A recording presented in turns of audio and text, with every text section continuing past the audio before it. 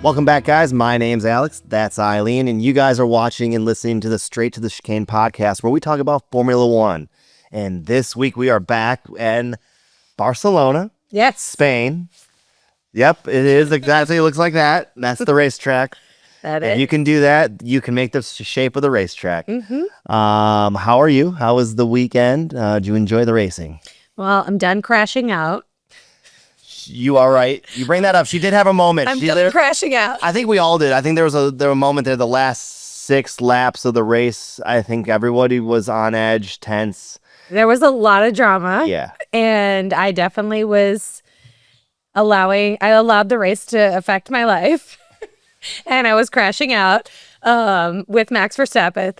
But the good thing is you didn't allow it to happen for too long. It was just a moment. And from what I could tell on social media, other people were having that same. I think a lot of people were crashing out. Like, it was, the first lap was fun. Yes, even some drivers. And then it was boring. And then the safety car. And then it was carnage. And then everyone was crashing out. So, not really, actually. Not literally, but in an emotional sense, we were crashing out. Yes. So that's kind of the whole overall feel of the weekend. That's the theme. Okay, so I think we got to start unpacking all of that. Let's talk about it. Race 3 of the triple header. Yeah, it's the last race. I think a lot of people need a break from the triple header. This is the second triple header, or a third triple header? The second. Yes. So it's like it's kind been of nonstop. Yeah, I feel like it has been, and it's been because Monaco being a big race, and then also the Indy 500 the same day. It's just a lot of racing, and then just like coming right into this. So I think everybody needs a break.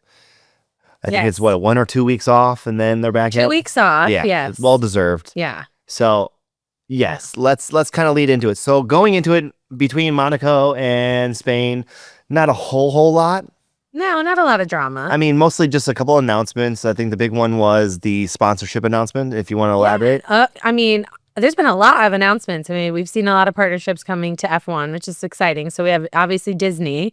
We saw the graphic in the tunnel during Monaco, which was kind of cool. The Disney Mickey ears. We did. But also the partnership for Sting Energy, which is the official we have so many energy drinks in F1, Monster and Red Bull and Celsius and all sorts. So this is the official sponsorship for F1. I mean, they're doing a big campaign right now with the movie and everything. I don't even know what Sting Energy is, but you're gonna know soon enough. I'm gonna be drinking it soon.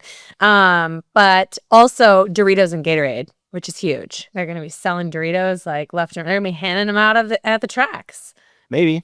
So we'll find out what all that means.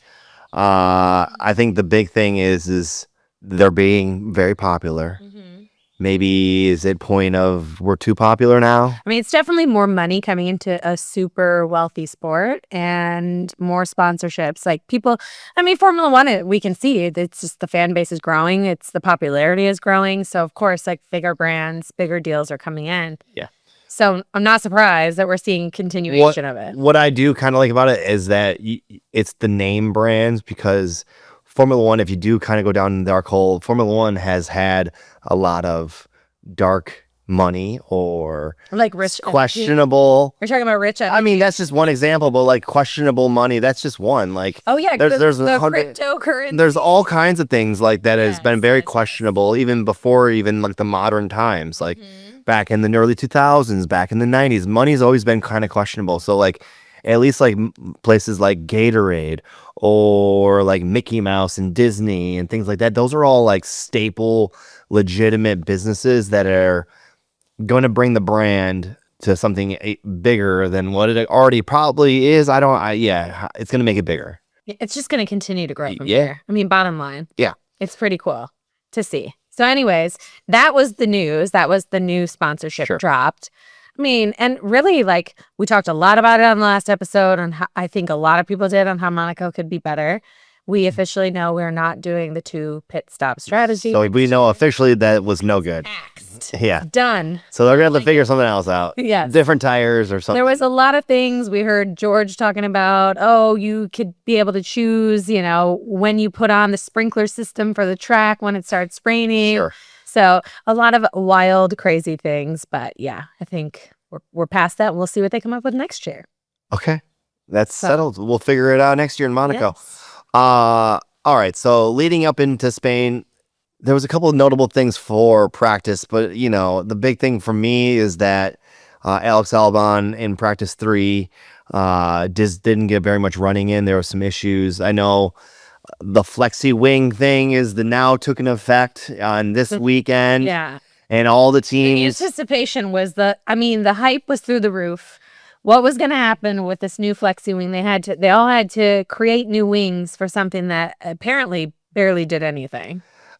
Apparently, I imagine they probably do some more stuff on I think high speed when there's maximum load, it's giving the least amount of drag, and I think maybe it's a little bit more top end, maybe 1 mile an hour, maybe a half mile an hour. I mean, I don't even really know, but everybody that they've interviewed was saying minimal. I know they interviewed the lead engineer for McLaren, and he was like, "What disadvantage? What?" Well, yeah, the drama was that McLaren was going to be the most, basically the most disadvantaged team because they had allegedly the mini DRS that, is making them as quick as they are or whatever.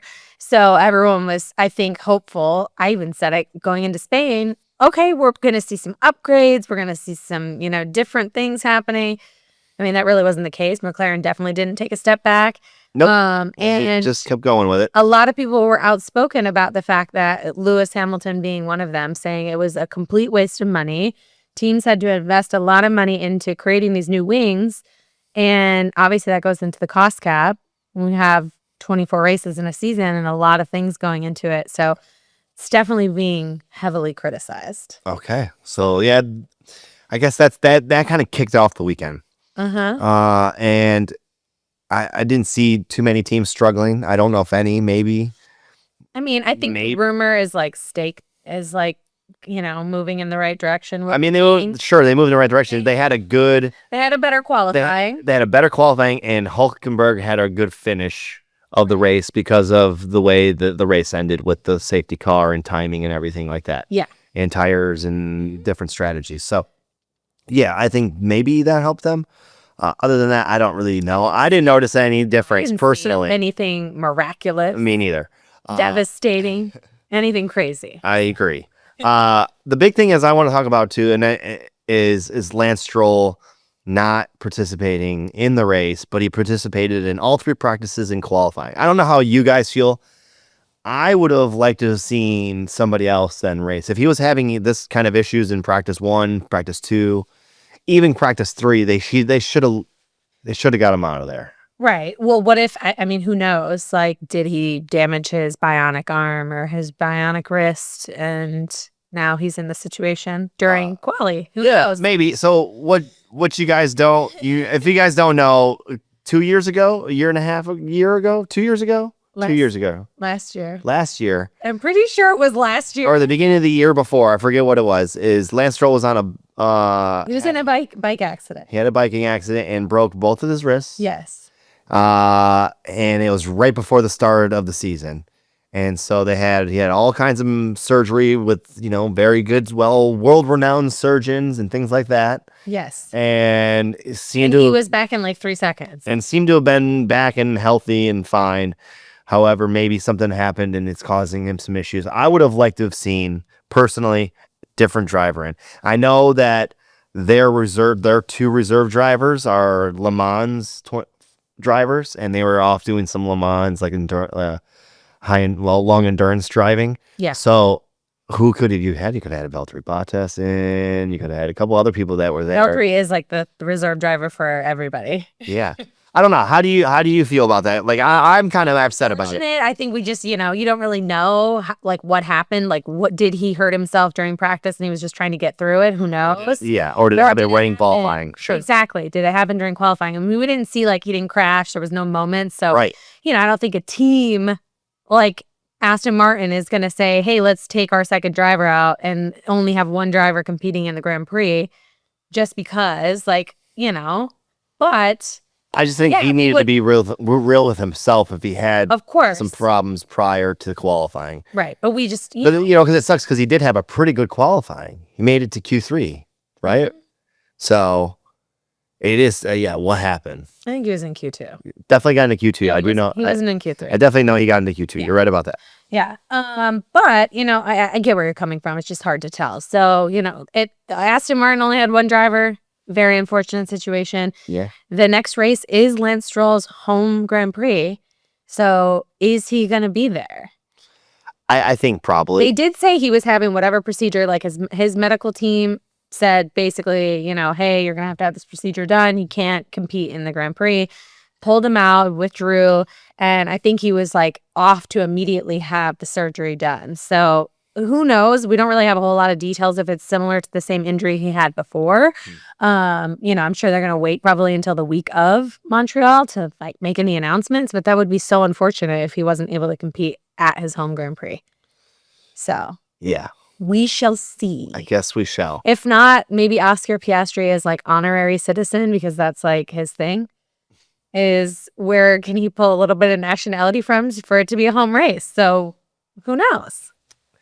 Yeah, I don't know. I think if he can be back, he will be back. I think you're right. If he wanted to race, he will race. Of course. I just would have liked to seen if there was issue prior to that, him.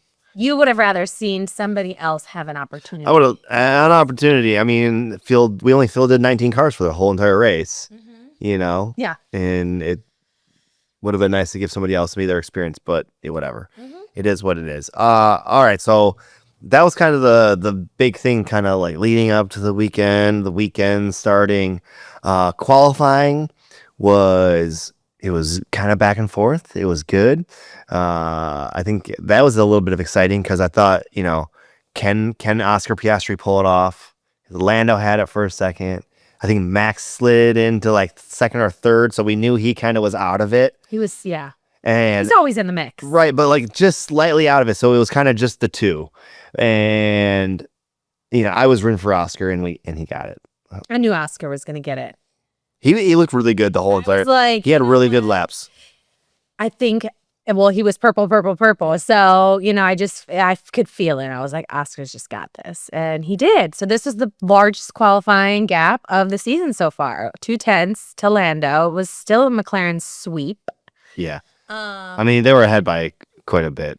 Yeah, good margin. I mean, they were solid in practice. We didn't really see a whole lot. We did see Oscar like struggling a little, like he was like drifting again, like he's, but still, surprisingly, he was going fast. We did see Max and George have the same exact time in qualifying, but Max put it in first, so obviously he was able to be P3. Yep, whoever puts the lap down first gets the higher position. Yeah, so George was P4. And it's funny because actually last year in Canada, they had the same time too. Yeah. And so it's interesting. This is the second time.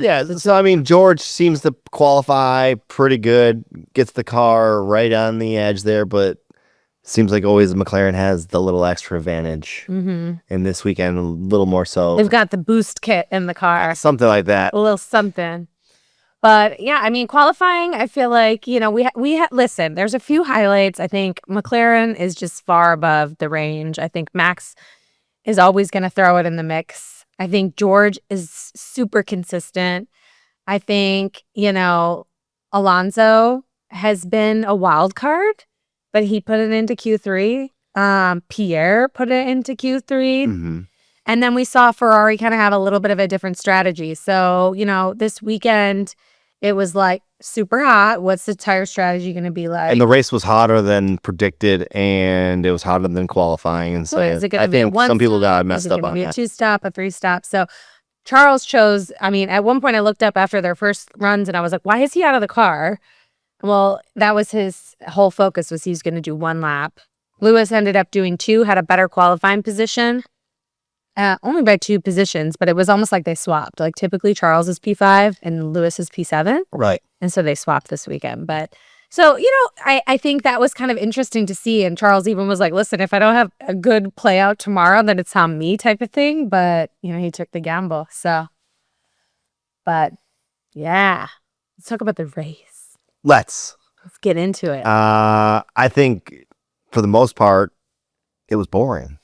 It was. Lap 1 was fun because really we didn't know what was going to happen with turn 1. Right. Lap 1 was okay, but then it just immediately kind of like within the first lap, he was already 8 tenths. By second lap, Gosker was already a second ahead. So Max stayed with him for a hot second, but after a minute, they kind of spaced out and started running the laps.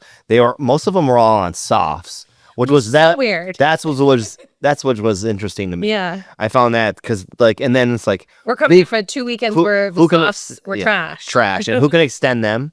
Yes. Who they didn't even last that long. Some people pitted. I think the first pit, the 10th lap. Yeah. So they didn't even last 9-10 laps. Yeah. I know. It was interesting. But we also, we had a little bit of a, slipstream going into turn 1. Yeah. What was it going to look like? Was Max going to throw it up like Imola? Was George going to come in from P4 like he did last year to P1? Was it going to be crazy? Oscar just had a great start and just, was in control. Was in control, but Max did pull a Max. And of course he has to overtake somebody. So he overtook Lando, which I feel like definitely put Lando in a position where he wasn't able to fight for the win. I would say so, because he finished 4 seconds behind.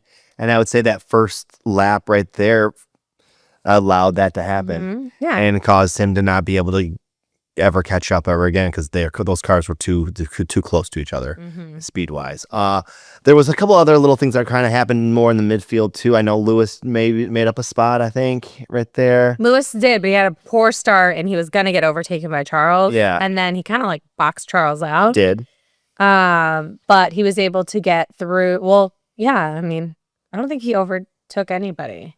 I know he overtook George. He did. That's what I'm saying. And then there was some little bit of bumping and touching near the back there. I think Kimmy or somebody had to go out of bounds and re-enter. I forget who it was.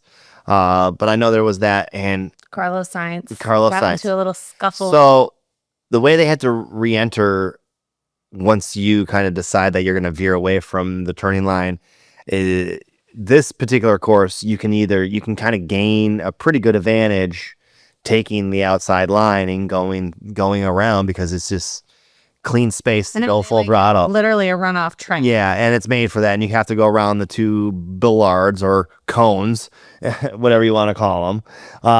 But you can kind of gain some speed, and a lot of times it almost feels like they get an advantage there. There kind of is. I feel like they don't really lose a lot going off the track. They don't, and so that's kind of why some people have to give the place back, and that's kind of why we saw it later on. Right. That kind of caused all the commotion that made the race, which was like, the last 6 laps. So honestly, the whole race, 60 laps out of the 66, it was very predictable.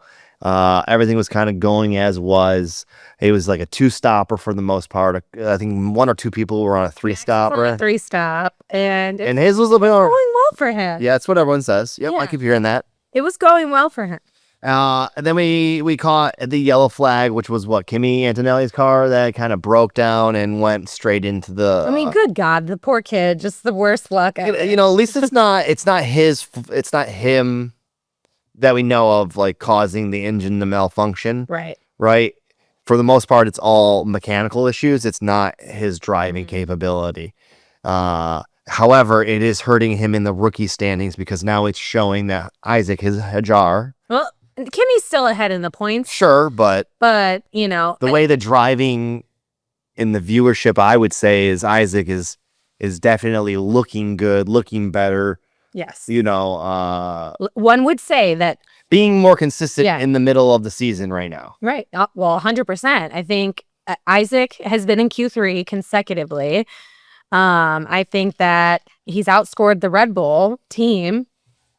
Like, he's done some impressive stuff. So, look at him in Monaco, like, qualifying position, like, still great race, this race. He's putting points on the board every single week. Now, do I want to see him go to Red Bull? Absolutely not. Please don't do this. Please don't do this. So as you saying that, bringing that up, there has been some rumor, I just saw it. Yes. That Yuki Tsunoda, we were told he would have the rest of the season, now may not have the rest of the season, because he has been struggling pretty bad. I don't know if it's the way he is setting up the car, But I know like this weekend he started from the pit lane after not even getting out of. Well, he qualified P20. Yeah. So he also crashed in Imola to start off the triple header. Not a great qualifying, obviously, in Monaco. So it's been a tough triple header for him. But I'm sorry, like, you know, and Max said it very well. Like, of course, everybody asks about the second Red Bull seat curve. Is it real? Daniel Ricciardo literally put a hex on the second seat. Like, it's official. Like a little seance as he walked out the door. I think there's that he did it, but because it's just not been the same since he's been there, for sure. Yeah. But I mean, Yuki was so good at Racing Bulls. He was just confident. Even Liam was good at Racing Bulls. You know, I think Liam lost his confidence going to Red Bull, and now he's not performing as well as he probably would have been if he would have just stayed in that seat. But it's like, you know, these rumors keep happening where it's like, oh, you know, we might see Isaac going to Red Bull. Who brings those rumors up? A Helmut Marko. He was like, Isaac's breathing down Yuki's neck. It's like, no, let him just have fun in his first F1 season before you start putting pressure on somebody else. Like, they made Yuki wait this long. They need to give him just the chance. But, you know, Max was like, listen, Yuki's not a pancake. The second Red Bull seat has been a problem for some time. I'll let you figure out the reason for that. Yeah. And Max is not happy with the car either. Granted, he can do wonders with the car, but he's not happy with it. Honestly, I think this weekend is the breaking point and was the breaking point for Max. Yeah. I think he completely, he's apologized since. If you guys don't know, I think it's time to break. Let's get into I think this is the time now, like the main part of the race, the only reason why. The only thing to talk about. And most people are talking about. So if you don't know. Mad Max is back. He was a menace. He is. There was a little battle going on right at the restart of lap 60 when the yellow flag was ending. So everybody pitted during the yellow flag, correct, and got new tires. And there was like 10 laps left. Most people were on a set of mediums, new mediums or softs, correct. You're right, or slightly used softs. However, when Max came in and pitted, they put him on a pair of hard tires, something that nobody else really ever used. Brand new hards. Nobody even ran the hards in the race. We didn't even see the hards. No, he was the only one to do that, and it was a weird one. He even questioned it immediately. He's like, what the fuck are these tires? He knew immediately he was going to be under pressure on the restart, in which he was. I'm sorry. It was so great, though, when he's like, what are these tires? Yeah. And GP's like, these are the hards. And he's clearly Max knows what they are. He's asking you because he's like, why am I on these hards? Yeah. And I think he knew immediately that there was going to be an issue. I think they might have been screwed plan-wise. However, if they were always on a 3-stop, was the hard was always... Did he know that the hard was the last option? I don't know either. So that was his fourth pit stop. Oh, yeah. Because he's getting a fresh pair of tires, but why not just leave him out then? And let him just finish on the line. I think he would have been a sitting duck too. It's tough. That was a tough one. So he kind of got screwed, and in doing so, he was pissed. He was passed by Leclerc. Now, well, hold on a second. That was the craziest moment when the restart happened. The snap that he had on his car. Yeah, so I thought it was over. He came out of a turn and really had a big hard snap with the rear end of the car. Caught it very well because he is one of the best drivers out there. However, that gave Leclerc open space. Right. To pretty much, and it was right at the start of the DRS. And yeah, so it was the last turn of the lap. So it just gave Leclerc the time and space to get past. Opened up the door for George, who then kind of came in late, and I would argue wasn't really deserving of the apex. No, I don't think so either. And they touched. I think Max, okay, to back it up, because Max was pissed about Charles allegedly hitting him on the straight. Allegedly. Because they came close. I don't think they... And Leclerc was called for investigation for that. But I don't think anything happened. Nothing happened. But in my opinion, on the overhead, on the drone shot or the helicam or whatever, I feel like Max hit Charles. Like, I don't really know, but okay, so Max is pissed. Hard tires, right? Max snaps, pissed. Then they bump into each other, pissed again. So then he's fully sending it into turn one. George is fully sending it into turn one too. Yeah. And Max has to go on the runoff road. Yeah. So again, George comes in sneakily on the inside to try to last minute launch. Pull a little move. And they definitely touched. And so Max, like you just said, went out to the runoff, and we just briefly talked about it earlier. The runoff can gain more momentum and speed, and so he stayed in front of George. Yes. And drama. That kind of started the problem and the drama of it did an investigation, a steward's notice, and then the team telling Max to give the place back. I mean, I thought it was great too. Because I didn't think he should have, personally. Listen, at the same time, Max is basically saying he needs to give the position back about Charles. Yeah. His team is saying you need to give the position back to George. Yeah, and he's like, wait a second, what? And he's like, what the flip? What? Yeah, just get it going off. And allegedly, Christian was, like, we gave the direction to the team because they didn't want it to turn into something that it didn't need to be. Well, little did they know that it was going to be something worse. So Max being Max, he's like, okay, you want me to give the position back? And I mean, I think it all was happening at the same time. Like, no one could have been prepared for it to literally cut to that shot of him giving the position back. I saw the timing board go. George was ahead on the timing board. Like, his front nose had gotten in front by 1 centimeter. And he was in front. That was what Max was like, I'm giving you a centimeter. Yeah, so because that was when he gave it back. So he gave it back to him for a moment. Yes. Not even a full car's like, not like, here, you can get in front of me. You're good. Go ahead. He's like, you can sneak up a tiny bit, and that's that. That is that. And then I'm going to fully send my car into you. And I mean, it was a really smooth send into him because it didn't cause any damage. They pretty much did tire to tire. It was all tires, which was like perfect. It could have been so much worse, though. It could have been, but it just shows you how good of a driver Max really is, that he was able to hit his opponent perfectly without causing any damage, but just more like this. Just like, hey, screw you. He was just like, I'll give it back to you, but here was the middle finger. Exactly. And listen. It was pretty blatant. A lot of people, it. I did love it. You loved it. I did like it because I thought that was true to form. I thought it was true to form. I don't think that Max deserved to give that back because I didn't think personally George was ahead at the turn. Yeah. Because he sent it so late. Now, he didn't lock up. He sent it very late. I don't think he would have been able to hold the apex, and they probably would have touched and hit each other more so than what they already did rub. Mm-hmm. So I put the blame on George personally. I think Max is just really heated at the point and aggressive. True. It went over the top. Yeah. So caused a 10-second penalty. 10-second penalty. On top of him giving it back, which then put him from 5th place to 10th. Mm-hmm.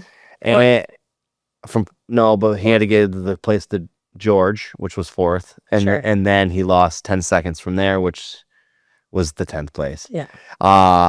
These are the types of things that I think you have to deal with, like when you have a driver like that. And then 3 penalty points. Yeah. And so he already has kind of a good list of penalties. He does. And sometimes some of these penalties that you do get, even like Lewis got some like these like 1-point penalties that are kind of nonsense, but they are penalty points and they are on their licenses. And if you get 12, you get suspended until the longest point or the penalty goes away. Yes. So it could be one race, it could be 2 races. Or if you get a race ban. If you get a race ban, it wipes it all away. Right, after you do that because race. Kevin Magnussen last year obviously had a race ban. Yeah, and had it. So Max is now officially 1 point away from a race ban. So do you think he'll go for a race ban next week? Or next race? If he's challenged, I don't think Max is going to back down. And so could he get one? Potentially. But I think it's only the next 2 races before some of the points start to fall off. So he's got to wait. He's got 2 races before points pull off. So he's got to be 2 races without any issues, or he's just got to deal with it. Now we know history with Max. And listen, it was the U.S. last year. Lando and obviously him came together. Then we went to Mexico City. Guess what? Same thing. Mm-hmm. Points back to back on Max's license. There's something in Brazil, like a yellow flag infringement. There was, some of the things. But we did see back-to-back battles at the front where there was the points. Austria last year, that was the big incident with Lando and Max coming together, ruining Lando's race. Kind of taking him out of the championship contention. So, listen, the battle is tight at the front. Now, granted, this definitely, hurt Max this weekend. Everyone is already saying, oh, he's out of the championship contention. Do you think he is? I would not count Max out for anything. I think he's counting himself out. I think he is. And, listen, there was a point where Red Bull, their strategy was unreal. Their pit stops were unbelievable.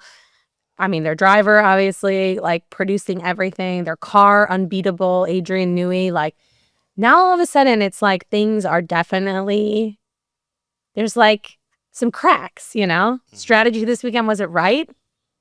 Pit stops, we've seen some major issues this year, car not feeling good. Max is talking about how it's undrivable. The downshifts feel like this weekend it was 1974. Last weekend was 1973. So, there's a lot of things that are going on there. But do I think that Max is out of contention? I think if things don't feel good in the next couple of races, he's going to continue to feel that way. But and he's going to go what, to Mercedes? I don't think he's going to leave Red Bull, but I think he has in his clause if he doesn't finish in the top 3 that he can go. He could get out of his contract, which is currently through 28. Yeah. So it can void his contract. Yeah, I think there's it's good that there's not another race next weekend because there is a lot of feelings happening. So let the tensions lie down and go home and enjoy his baby and his family and probably some sim racing and just get back to some normalcy. I heard some people talking about that he would have just rage quit if he was sim racing, meaning after he hit George on purpose. He would just crash into him. He just would have hit pause and quit the game, or just crashed into a whole bunch of people and crashed out hard and just paused the game or whatever and left the game and walked away, right? Sure. You obviously can't do that in real life, but that was his version of rage quitting, I guess. I mean, listen, when he's not happy with things, that's when incidents start to happen. Yeah. That's when carnage starts to take place. That's when things start to get people start to get challenged.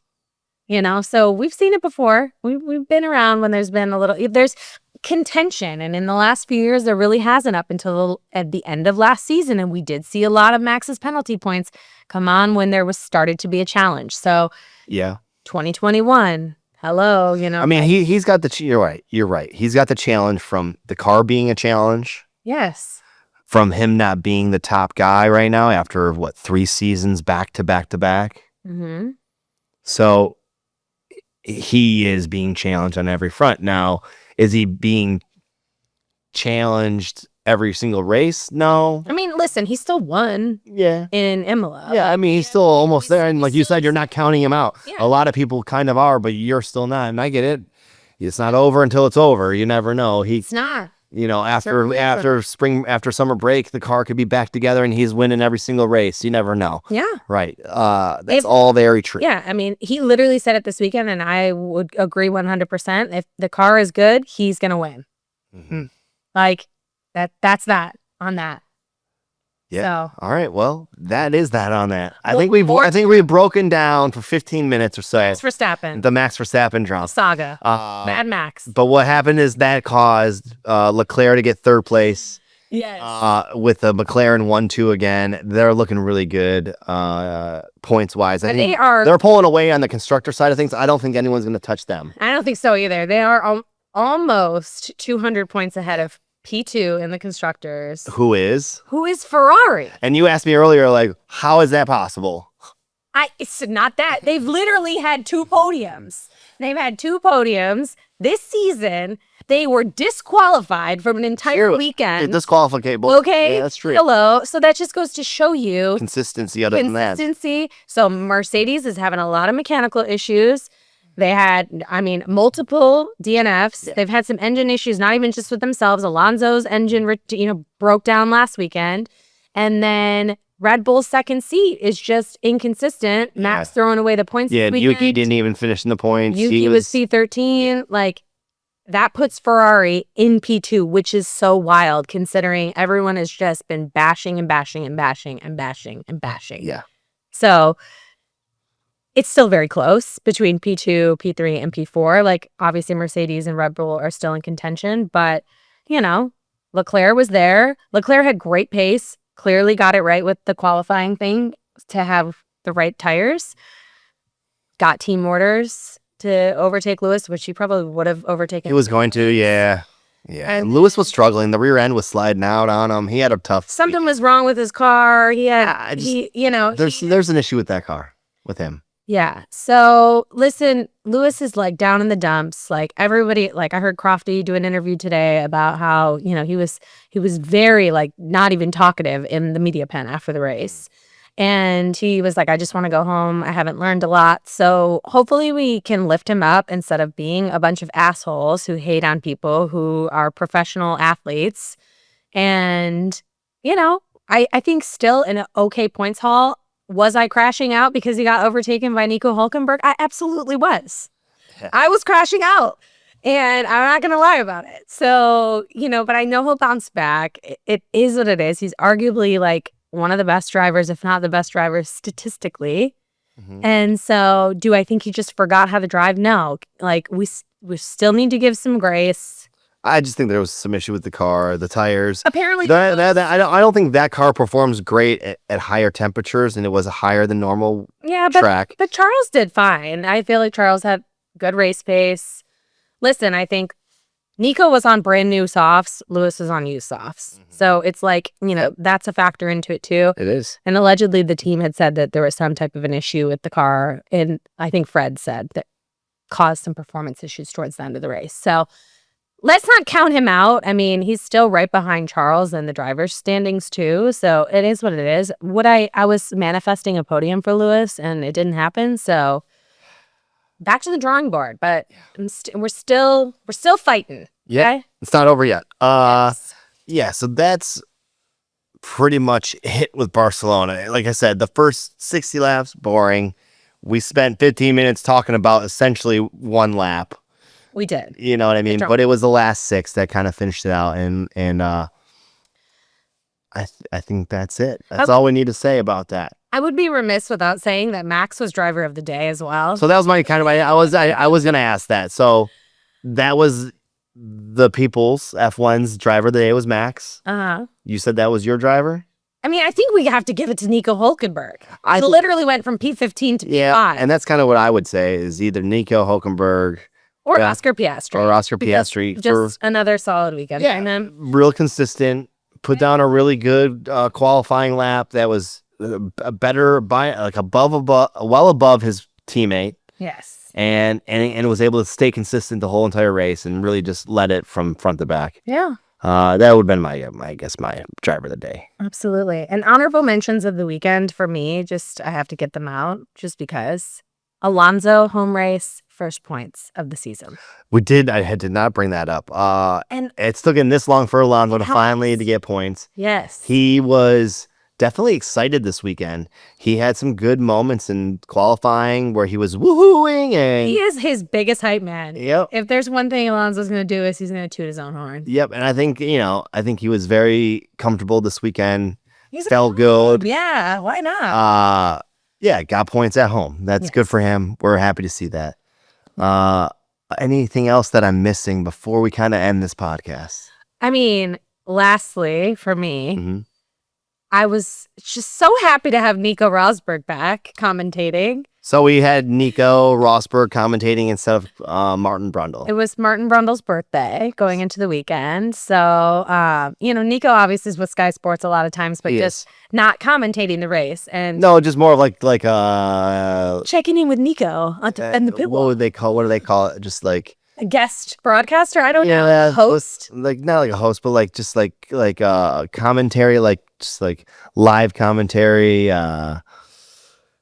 I forget the name. Anyways, go ahead. Tell me more about Nico. No, it was just, I mean, honestly, I always have a good time. I always enjoy when Nico is commentating because him and Lewis are friends. Well, not even that. I just feel like. And he always has positive things about Lewis. He does. It's like, I was joking because Lewis didn't really, he didn't have a great practice 2 or practice 3, and then going into quali, not the greatest first lap, but then it was like his second in Q2, and Nico's like, Lewis is back. And it's like, okay, let's calm down. Let's calm down before we get too crazy. Sure. But, he tells it like it is. Like, even Alonso, he was like, Alonso's always first to get on the radio and be like, yeah, check out, look at me, I did that. Yeah. Type of thing. And, he's like, it gives us a driver's perspective. We talked about Giles before last podcast, and I just, I enjoy Nico. I feel like he does a good job. More races with Brittany, please. Okay.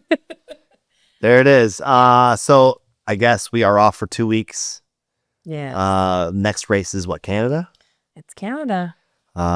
We had been debating back and forth whether or not we were going to go. We're not going to go. Unless we last minute go. Unless we last minute go. But I don't think so. Yeah, so Canada is a good race. Mm-hmm. Usually rainy. This is the last year, I think, that it's going to be at this time. So we'll see if that kind of switches some things up. We've got some calendar adjustments next year. But Canada typically puts on a good show. Yeah, it does. We enjoy it. Yeah. Yes. All right. I think that kind of wraps things up. A nice little bow here for us. Yeah. I guess we want to know what you guys think. If you've made it this far, thank you very much. Like, subscribe, comment. Tell us what you guys thought of the race. Tell us what you guys thought of Max Verstappen's Mad Max. Did he deserve the penalty? Did he deserve the 3 penalty points? I want to know what you guys think. Am I missing anything else? No, that's it. I'm ready for the next race. All right. Well, we'll see you in a couple weeks. Till then, see ya.